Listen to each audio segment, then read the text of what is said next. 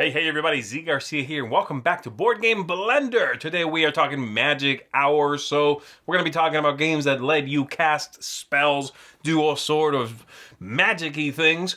A lot of people enjoy fantasy, and especially when you get to be a powerful character that gets to, can have control over the element or cast, powerful enchantments, things like that.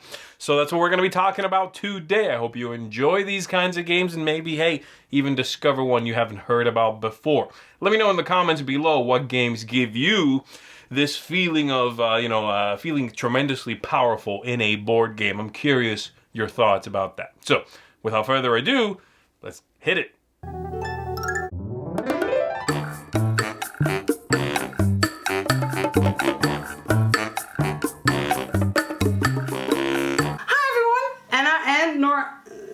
I thought we agreed to do Harry Potter bathrobes. But I thought we were doing lightning bolt.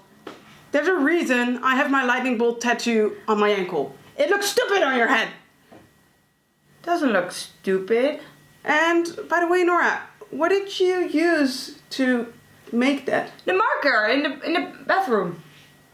You know that's a permanent marker, right?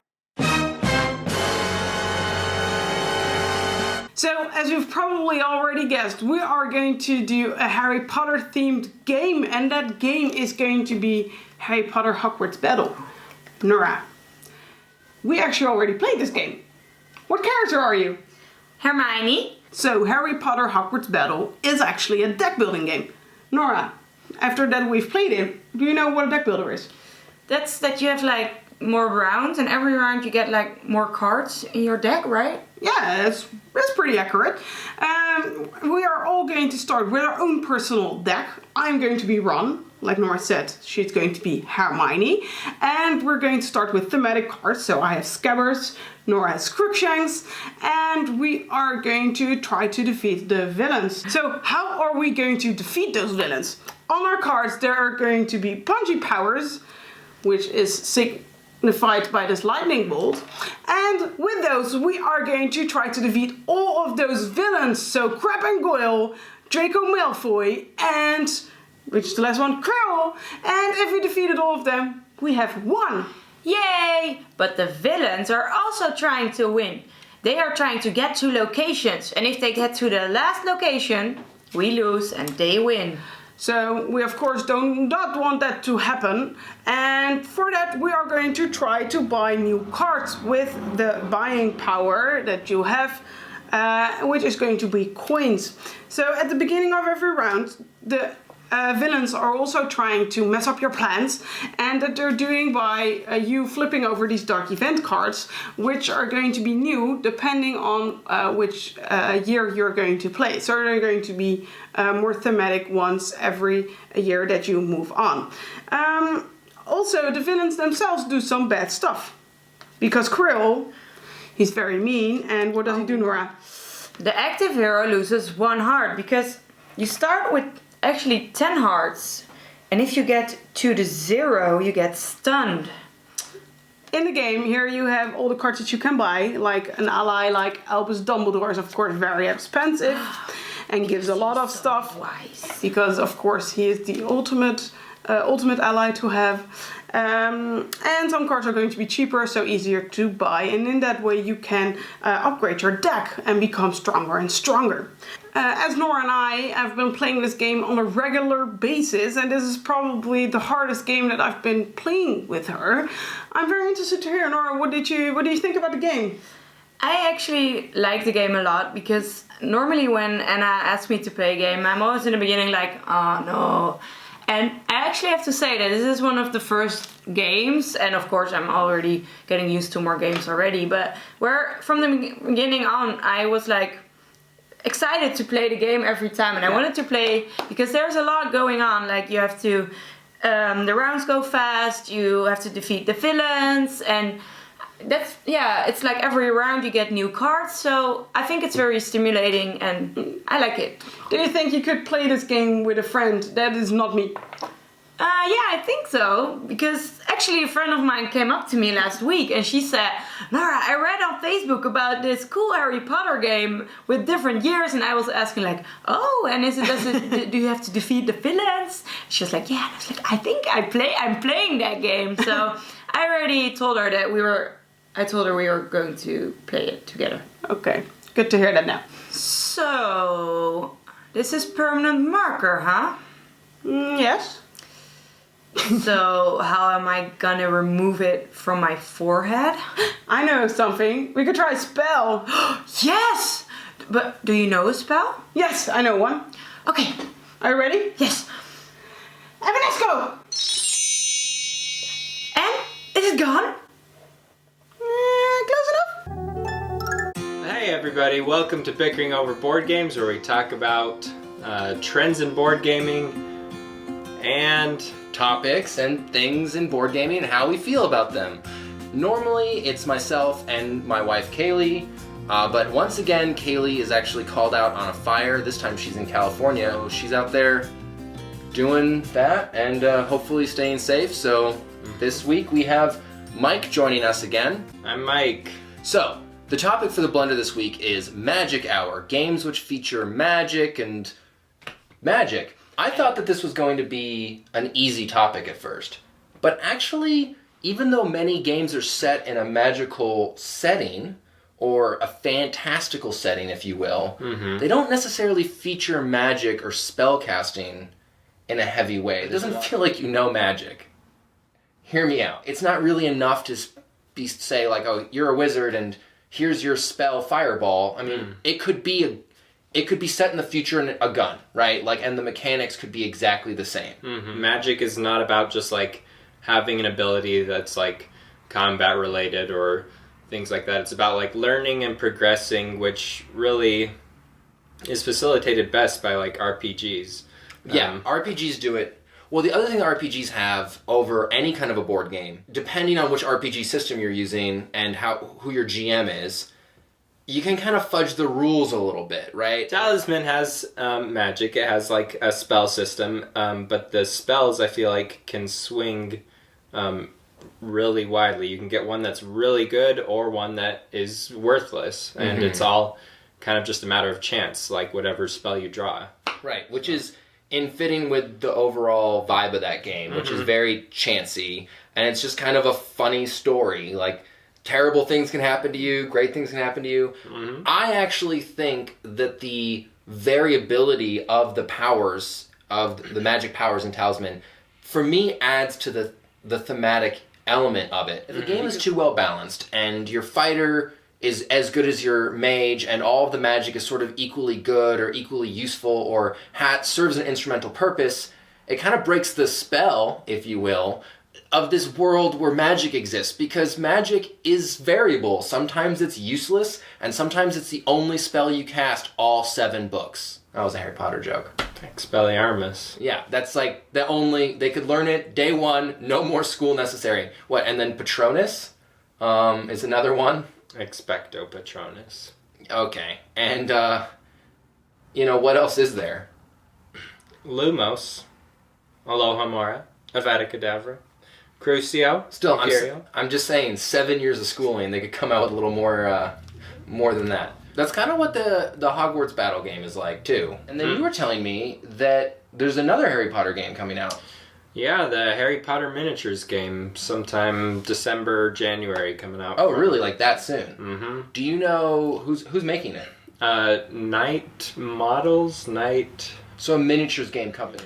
Yeah, I feel like there's been a trend towards miniatures games, where it's gone from kind of the classics like Warhammer and now become more mainstream through themes like Harry Potter and Star Wars and kind of gaining Batman, Conan.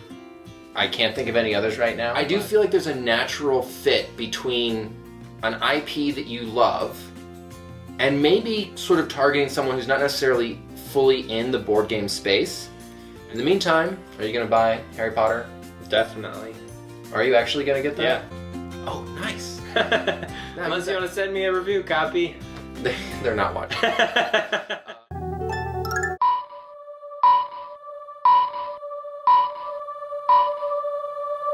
For today's game, Under the Radar, I'm going to be taking a look at a design from two designers whose games very rarely fly under the radar. I'm taking a look here at Arcane Academy from Eric M. Lang and Kevin Wilson. They have lots of titles that are quite well known and fantastic designs. Well, this was not as well known, but it's still a very good game. In it, you are all wizards in training, taking your exam at your wizarding school. And that's what you're going to be doing in this game. You're going to have one of these boards in front of you, and this board shows sort of elements and abilities that you'll be able to trigger by marking these spots on your board. Now this begins largely empty, and you're going to build it up by drafting these tiles that give you new abilities. So you're going to take one of these tiles, you're going to put it on the board anywhere you want to, and they have, as you can see, little links between them so that as you mark things, you'll not only trigger that tile, but everything it's connected to that's still empty. And then you're going to mark that tile so it is inactive. And as you continue building these bigger patterns, these larger connections with a single action, you might be able to gather or pay for or trigger lots of different abilities. And then every now and then you might be forced to, reset your board, which wastes a turn, but allows you to have all of these powers again. So that's a very clever system. I really like it. This is all to gather two different elements. One of them represented by these gems. The other one kept track of on this dial here. And then you're going to turn around and play cards for that. You've got these spell cards and these item cards. Both of them are going to have a different cost at the bottom, and they'll do something in-game, like give you new powers or simply make you victory points. This all continues until someone is the winner at the end. I like the simplicity in the system. It's a pretty straightforward one, certainly a very mechanical system, but it's one that's very satisfying. It's puzzly in many ways, and I enjoy managing these little puzzles while I'm playing a game. If a game allows you to have a moment of clever play, that's something I always appreciate. And this one manages to do that in multiple, facets. Certainly from here, that's a great way to manage making a little network that then really pays off. But also from the card combinations, a card that gives you a lot of something, and then you can take that thing and channel it into a new ability or a new spell. That feels great too. So I would certainly recommend this game to those of you that like the theme, think it's a clever idea, like the magic trappings here, but also enjoy resource management and puzzly clever play. This is going to give you that without being overwhelming, It's a fairly straightforward concept, but it has hints of that I very much enjoy myself. So there you go. That is Arcane Academy, our pick for Under the Radar, a game that certainly does not deserve to be under the radar because it's a solid, if small, game from these two big-time name designers. There you go. So go to Magic School and get your tests on. Ace that, sucker. I'm out. Boop, boop, boop, boop, boop, boop, boop, boop.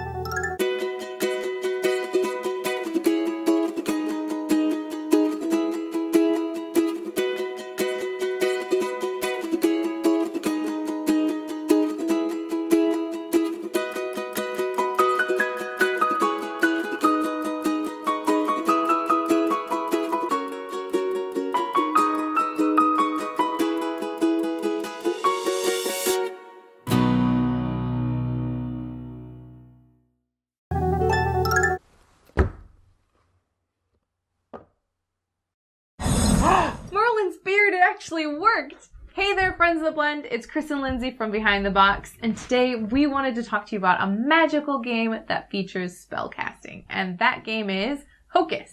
Hocus can best be described as wizard poker. Each round, players compete to have the best 5-card poker hands across 2 different collections of cards. You'll take turns either playing cards to these collections, adding cards to your personal hands, or placing bids, which will increase the points you earn for winning a hand.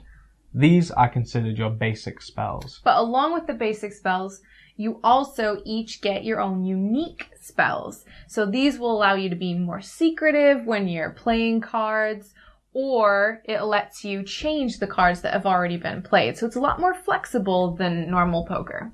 It is more flexible, but it is also more strategic because as a group around the table, you'll be the ones that are determining which cards are going to be placed into these rows, what cards you get to put into your own personal hands, and what points you're going to start earning for winning those hands. It's not determined from just drawing cards randomly from the deck.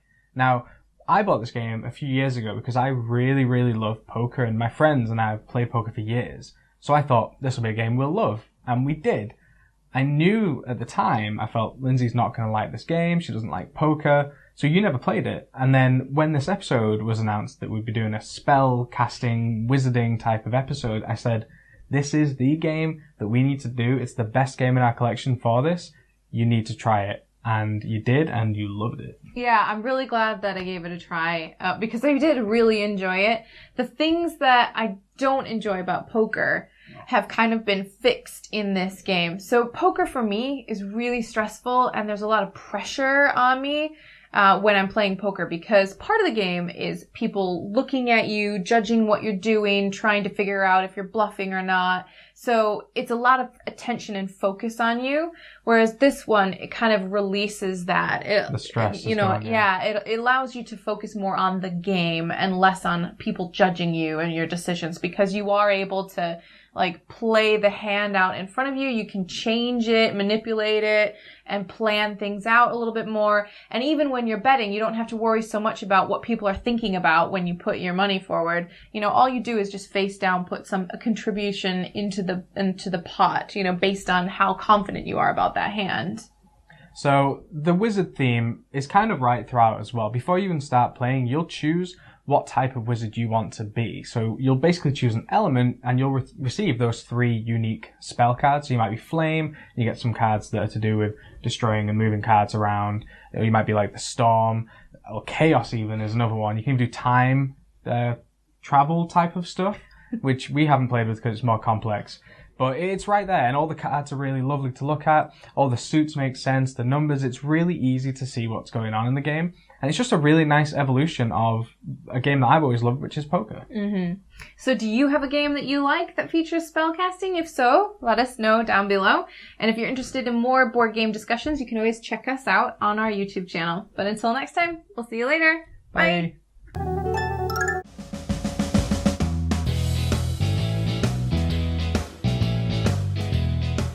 Hello, friends of the blend, and welcome back to Retro Board Game Corner. The title of today's show, Magical Hour. I picked this magic wand up at the secondhand store, but it doesn't seem to be working properly.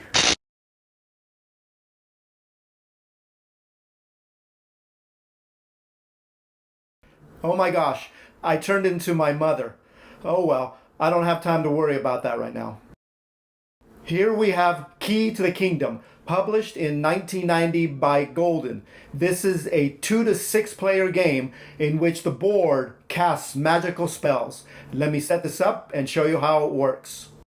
This is what the game board will look like set up at the beginning of the game. Every player is going to pick a color to be their pawn, and the first thing you're going to do is you're going to take these treasure cards along with the Cobra card and secretly put them into each one of these envelopes that show a different location. So once you have those all in the cards without looking at them, you just set those off to the side. You're also going to get 8 equipment cards, what every great adventurer needs. It's just your normal run-of-the-mill things like a net, some food, some rope, a grappling hook, and so on and so forth. On every single one of your turns, you're going to roll an 8-sided dice. When you roll the dice, you're going to consult the number and move the Demon Lord to one of his symbols here. I rolled a 5, so the Demon Lord will come here to this space. And then I can take my move. There's only a few rules for movement. When you roll the dice, you will move that many number of squares, and you only have to stop at the white arrows or the black arrows, or if the Demon King is blocking your path, you have to stop right where he's at. So when you're moving around the board and you come to a white arrow, this is considered a hazard. Here we have the Sleeping Giant. You will consult the hazard handbook and it'll tell you what you need to roll on the dice and what equipment you need to safely cross the hazard. So here we have the Sleeping Giant. Over here we have a snake pit. Over here we have a swamp, a spider's web, and so on and so forth. When you come here to a black arrow, that is a location. The first thing you're going to do is flip over a monster card. You're going to read what it says, and you're going to make a die roll and use any equipment so you can pass the monster.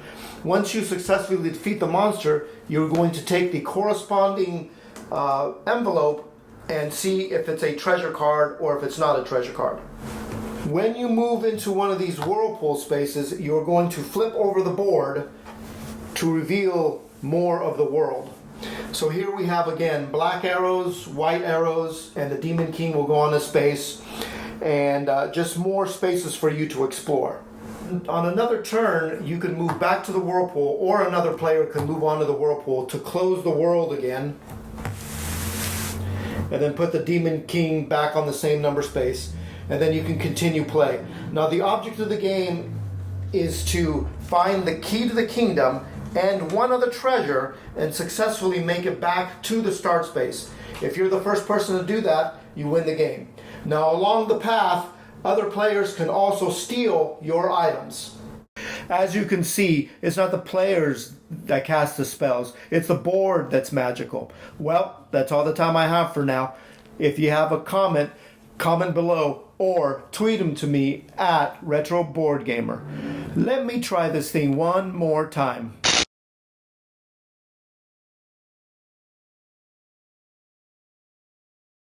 May your rolls be high.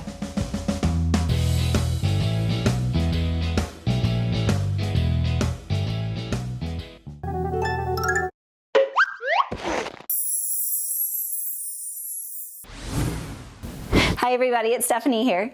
Do you ever wish that you could cast magic spells?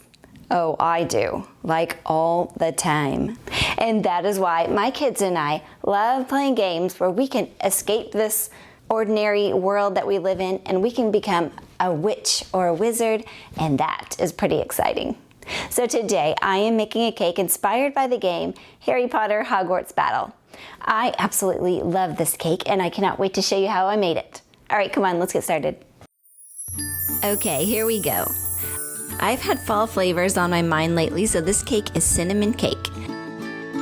I'm filling it with apple pie filling that I made, and I'm topping that with brown sugar apple crumble. And then I'm adding more cake and a layer of cinnamon frosting. This is kind of like an apple pie cake. I did not know how this flavor would turn out, but I do know that I like eating the extra leftover pieces. Alright, once I've got my cake all filled, I'm covering it in cinnamon frosting. I also made a rectangular shaped cake, which will soon become the game box. It's time for my favorite part, decorating the cake.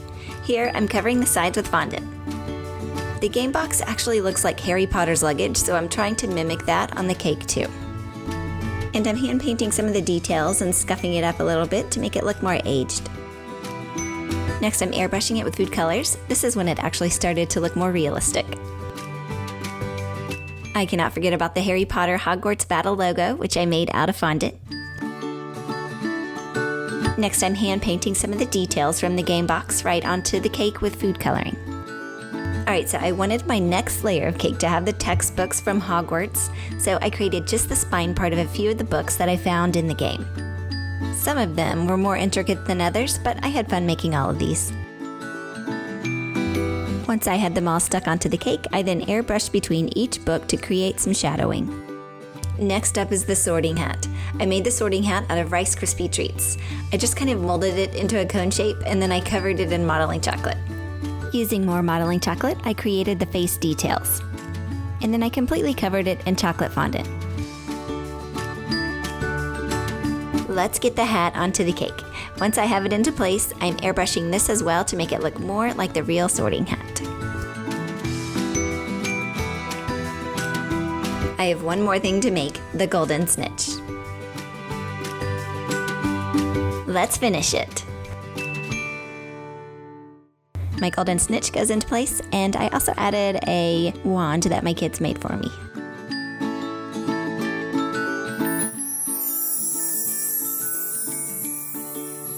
Thank you so much for watching my segment. I hope you enjoyed it. If you have a favorite game that you think would make a good cake, please tell me over on Twitter or Instagram. Also, if you want to see more fun baking stuff, you can find that over on my own YouTube channel. All right, I'll see you guys next time. Bye.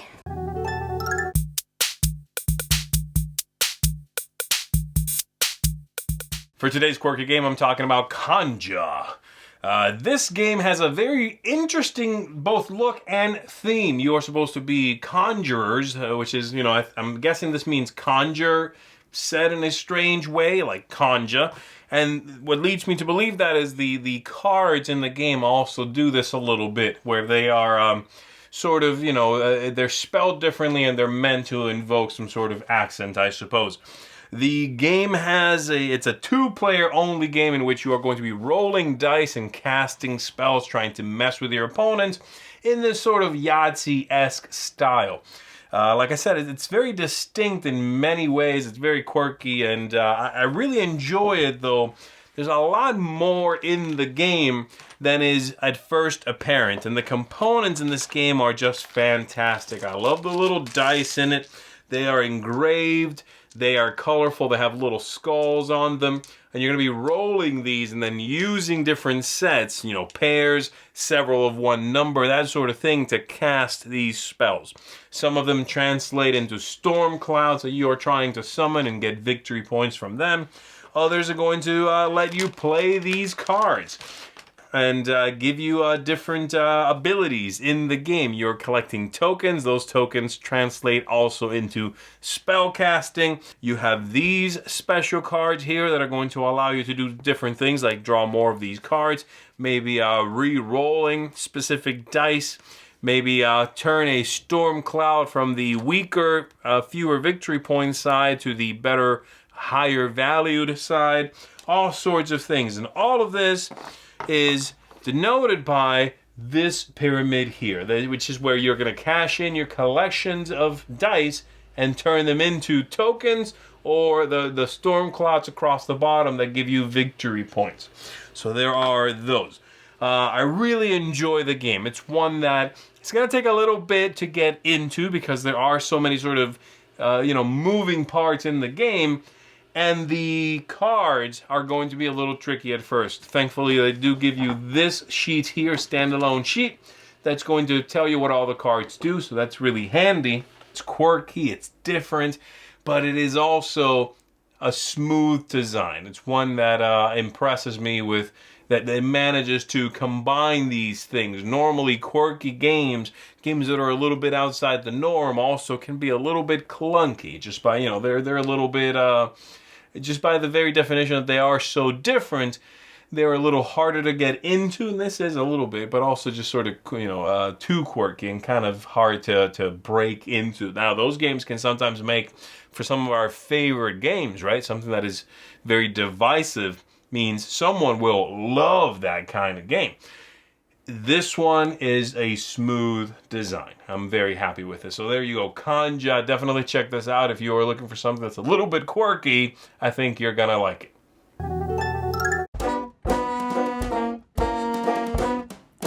Hi everyone, my name is Chris from the Maple Overboard podcast, and this is the Teacher's Lounge. Now, if you're like me, you are into magic. And so, as this is the magic hour, what I'm going to do for you is I'm going to do a little bit of magic. One of the basic principles of magic is to be able to take an object and make it disappear and appear somewhere where it shouldn't. So let's try this again, but I'm going to try a slight variation on it. I'm going to take the ball, set it into my pocket, and make it reappear with a flick into, well, not here, right? Because that would be expected. So instead, I'm going to have to do somewhere where you weren't expecting. So as such, the ball appears here. Let's try this again. I'm going to take the ball, set it in my pocket, flick it, and the ball this time, because I'm faking you out, appears over here. So if you're having a hard time following, let's do one ball, one cup. This will be easier. I'm going to take the ball and I'm going to make it reappear under this cup. I shouldn't tell you exactly what I'm going to do, but here's how I'm going to do it. I'm going to take the ball and turn it invisible in my hand, make it appear under this cup. Well, that didn't work. Oh, because I forgot to snap my fingers. I snap my fingers and the ball becomes two balls. Whoa. Okay, well, this is a little bit confusing, and if you're having a hard time following, honestly, this part is going to be the one that hurts your head. So that's the cups and the balls trick. Well, thanks for indulging me in some magic, but now onto my game and teaching recommendation. Today, I'm going to talk about this, the DC Comics deck building game. So aptly and on the nose named, it must have been by the same person who named the orange and the fireplace. So, this is one of my favorite deck building games, despite the fact that I know it is not completely balanced. There are some cards that are silly and we had to nerf and house rule, and it's not necessarily the greatest system. For the best deck builder out there, go check out Dominion. But for me, even though this one is not exactly perfect, it's one that my wife and I have loved so much that we own plenty of expansions and made our own foam core insert for, right? The cooperative expansion, I think, is fantastic and makes the game a really good experience. But even as the competitive original game, I enjoy pulling it out from time to time because of some nice little thematic touches. At the macro level, this game doesn't make sense. We're playing as different superheroes, fighting against each other and attacking each other so that we can defeat the most supervillains. That's fine. But there's little touches like this. When you play a card from your hand like this, Robin, which says you can grab a piece of equipment from the discard pile. So maybe I'll grab the bat signal, put it into my hand. Robin gathers equipment for you. Well, now I'm going to play the bat signal, which says you can call a hero from your discard pile into your hand. So I'm going to pick up Zatanna Zatara, a magician character that my wife and I enjoy so much that we actually named our daughter after her. So I'm going to take Zatanna into my hand, play her, and Zatanna's ability as a magician is to take 2 cards from my discard pile and to put them onto the bottom of my deck so that I can guarantee draw into them sooner. This is a great thematic flourish. Use magic to stack your deck of cards. Get to those cards that you want quicker. This is great, and there's like these little micro interactions that I've not seen in other deck building games that are unique to this one that I absolutely adore. So my teaching recommendation is find games that are going to be easy and approachable, that don't take a lot of setup, shuffle this deck of cards, deal out some opening hands, to keep on hand when people want to get into the hobby a little bit. I've used this game when teaching, not necessarily to people who want to play lots of games and get further into it, and definitely not for experienced gamers looking for a strategic, high-quality experience, but I've used this for friends who are really into comic books. A friend of mine actually has his PhD in superheroes. So of course, this is one of the games I pulled out, and he loved it, and he introduced it to his family, and they play it all the time. I think that this is a game that's always going to be worth keeping for me because of those types of experiences. People who are into superheroes want to play as the Flash, or as Batman, or as Wonder Woman, or even, like I said, as Zatanna Zatara, in just a quick, easy, approachable situation. But it's not necessarily going to be for every gamer. So my teaching recommendation, have some games on hand that you can pull out for those situations, but also understand that they're not going to be a hit for everybody, as I understand that this one won't be. So anyway, my name is Chris. This is the Teacher's Lounge. If you want to hear more of my voice, go check out the podcast Beeple Overboard that my wife and I do together. And I hope you have a magical rest of your blender.